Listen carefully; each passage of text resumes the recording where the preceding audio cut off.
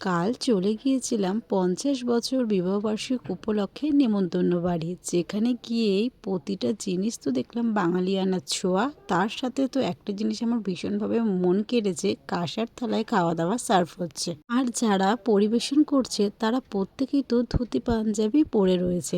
প্রথমেই welcome drinks দিয়ে গলাটা একটু ভিজিয়ে নিলাম, তারপর চলে আসলাম একদম মেন কোর্সে। আজকের আয়োজনটা ছিল কিন্তু দুপুরবেলার আয়োজন। তো প্রথমেই দেখো মেন কোর্সে পাতে পড়ে গেল মুগমোহন, তার সাথে ছিল চানা পনির। এই মুগমোহন আর চানা পনিরের কম্বোটা তো আমার এক কথায় দারুণ লেগেছে।